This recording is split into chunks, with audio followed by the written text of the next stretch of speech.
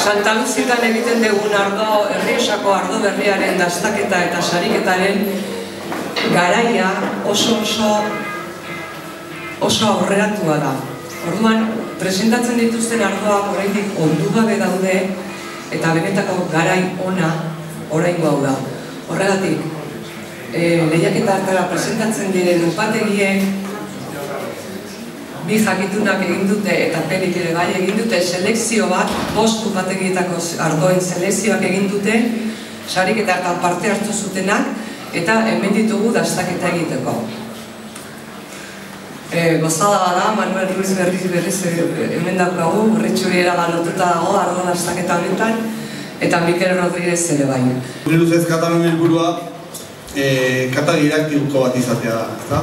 Orduan, bueno, asko badakizute, batzuk ni baina gehiago, baina nire ustez helburua izango zen jakitea guk zer egiten dugun kontutan ardoa puntuatzera orduan. Llegué en 1960 a la estación enológica de Haro y después de pasarme 10 años catando vinos, analizando vinos de los cosecheros de todo el ámbito de la denominación de origen, hoy calificada Rioja, pues tuve la curiosidad de ver si había un reflejo de lo que encontraba al paladar, la suavidad, la aspereza, la acidez, el color alto, color bajo, si tenía algún reflejo con el suelo.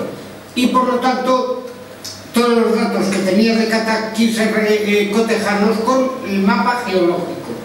Y me di cuenta que había 3 tipos de suelo en la denominación de origen calificada. Hay más tipos de suelo, pero los fundamentales son el suelo arcillo calcáreo, el arcillo ferroso y el aluvial. Son nombres que les di entonces y que han resultado, por lo sencillo, muy fáciles de entender. Y curiosamente desarrollé este mapa. Los 3 tipos de suelo tienen una distribución muy pintoresca. Hay una masa de suelo de gran calidad que es el suelo arcillo calcáreo, que realmente toda la roca, con la piedra con la que están hechas las iglesias de Rioja y muchas casas son este tipo de suelo, color ocre, y ocupa toda la Rioja Alavesa, toda la Sonsierra, y partes es este rayado suelo ocre sobre el terreno color ocre pálido, muy claro. Luego hay los suelos arcilloferrosos que son de color granate, que es el prototipo de suelo de Nájera, que es el cuadriculado y está entre las vertientes de Barrio Ríos. Y luego los suelos aluviales, que es este rayado horizontal entrecortado, que son las riberas de los ríos. ¿Cuál es el mejor tipo? Ahora lo explico todo para acá, ¿Cuál es el mejor? Pasar. El mejor tipo de suelos para el vino. El arcillo calcáreo da vinos de más color, más suaves al paladar. Es toda la Rioja Alavesa prácticamente suelo arcillo calcáreo, excepto Salinillas, que es un suelo muy complicado, muy pequeño, y un poco en Ollón y en Viana, que hay suelos aluviales.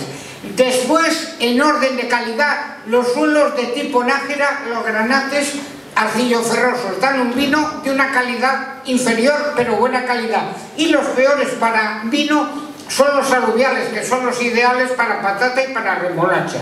Bien, bueno, esto lo hice fue criticado por muchos técnicos, pero no se ha hecho nada mejor. Incluso parece que muchas oficinas comerciales en el extranjero lo tienen puesto. Esto aparece en la Enciclopedia Larousse, en la página 151, Enciclopedia Larousse de los vinos, parece reflejado este tipo de suelos. ¿Por qué no se ha llegado con este tipo de suelos a hacer demarcaciones?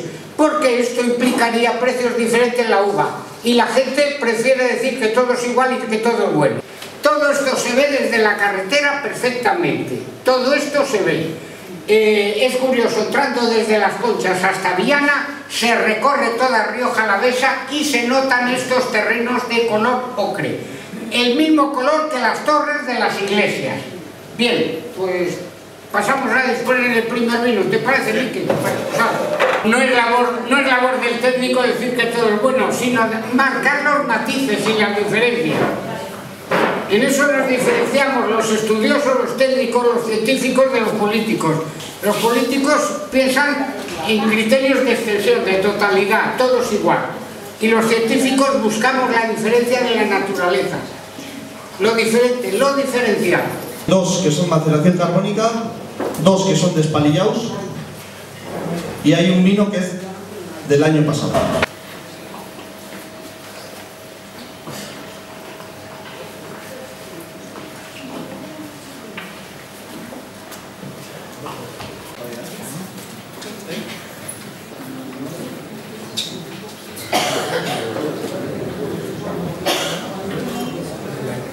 Bueno, este es el primer vino.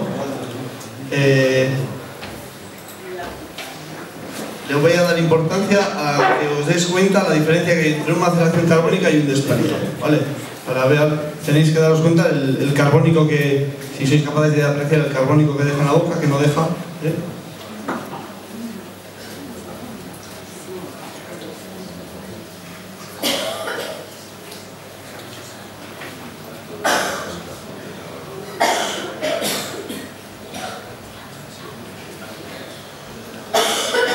Llega el mes de junio, el primer mes de junio, y suelen perder aroma. Se mantiene muy bien. Esto significa que es una buena elaboración y sobre todo una buena conservación, y depende mucho de la temperatura de la bodega. Por eso en la cueva se mantienen estos aromas estupendamente.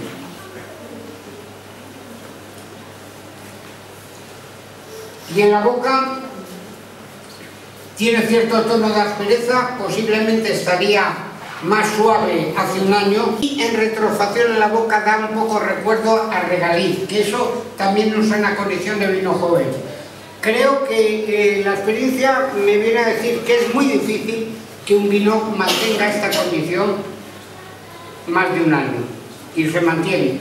Esto normalmente recomendamos que estos vinos del año de maceración carbónica se consuman en 10 meses o en 11 meses, en lo que es estrictamente el año, pero tiene una buena condición.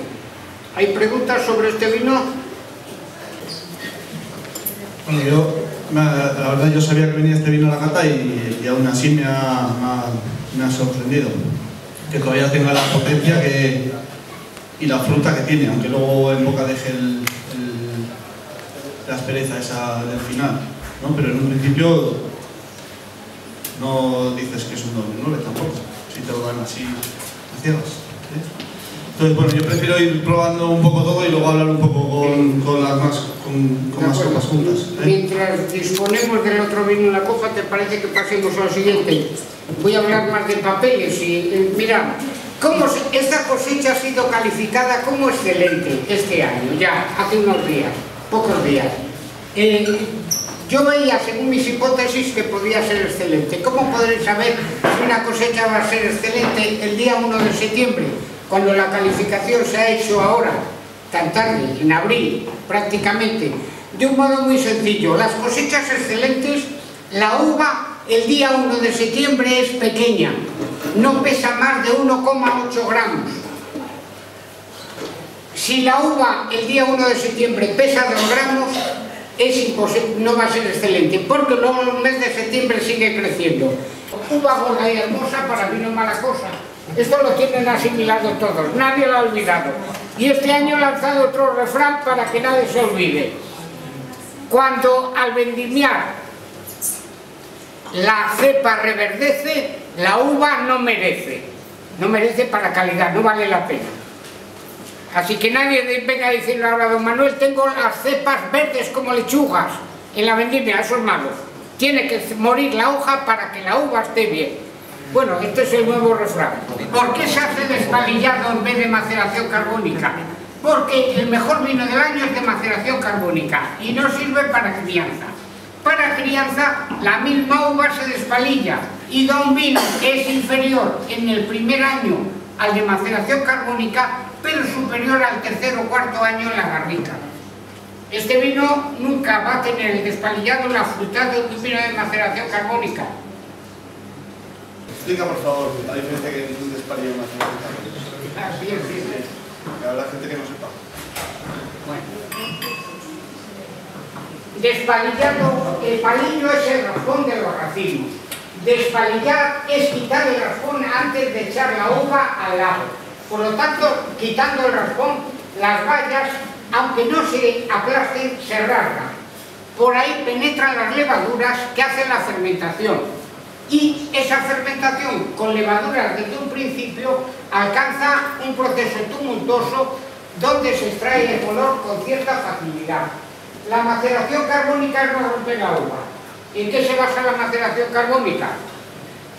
Miquel, perdona, pero ya que me pasas me pasas esto, te pones a que se lo explique todo. Mirad, cuando vamos a comprar fruta, llevamos la fruta a casa, el melocotón, la ciruela, los plátanos en una bolsa de plástico. Llegamos a casa y rasgamos la bolsa y ponemos en la cesta. La fruta respira. La respiración de la fruta supone ceder gas carbónico a la atmósfera. Si está en una atmósfera confinada, ese gas carbónico se concentra y lo vuelve a asumir. Por eso, y se autointoxica. Entra en fermentación porque se intoxica con su propio gas carbónico. Por eso, si nos olvidamos en abrir la bolsa de la fruta, pues a los 2 días veremos que el melocotón se ha reblandecido, está marrón, el plátano igual, huele a vinagre o huele a alcohol. Es la maceración carbónica. El cosechero lo hace con los racimos, pero en vez de meter en bolsa de plástico, echa los racimos procurando que no se rompan enteros. Al lago. El lago, que es un depósito de 3×3 y 3 sin tapas, sin zona alta, sin tapar por arriba. Totaliza 27 metros cúbicos en Rioja. Se meten 23.000 kilos de uva, que supone casi ocupar los 27 metros cúbicos, pero deja un vacío, queda un vacío de 60 centímetros como cámara de expansión.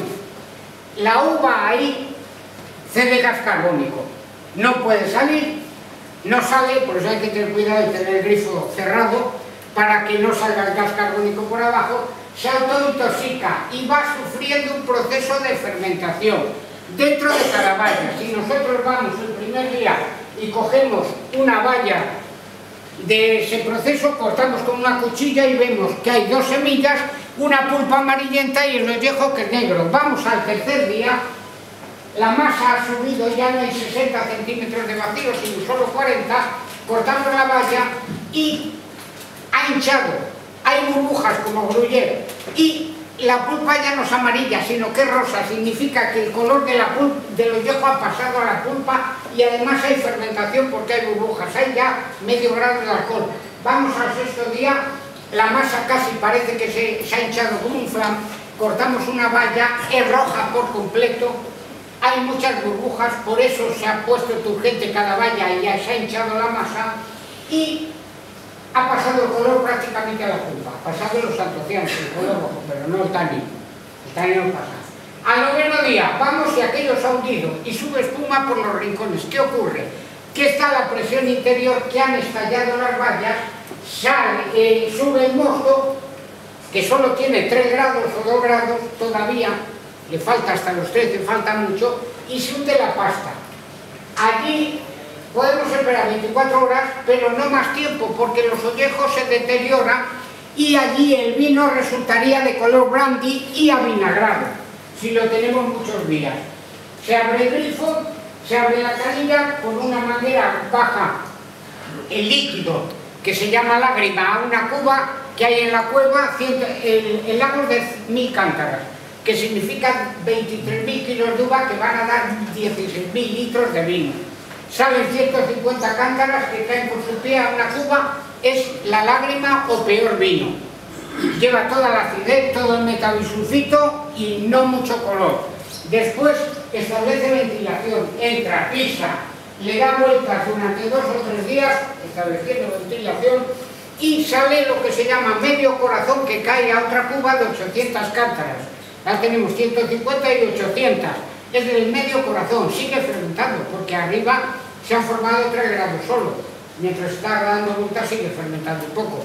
Y al final saca los ollejos, los mete en una prensa, oprime y saca 50 cántaras de vino de fresa, que tiene mucho color y es una calidad un poco inferior. El peor de todo es la lágrima. Está entendido la maceración carbónica. Allá en las cubas ya fermenta sin ollejos y acaba siendo vino. Cuando se paga bien, el agricultor mezcla todo, y cuando se paga mal está obligado a separar las partes y poner los precios diferentes. Oferta y demanda. Esta es la maceración carbónica.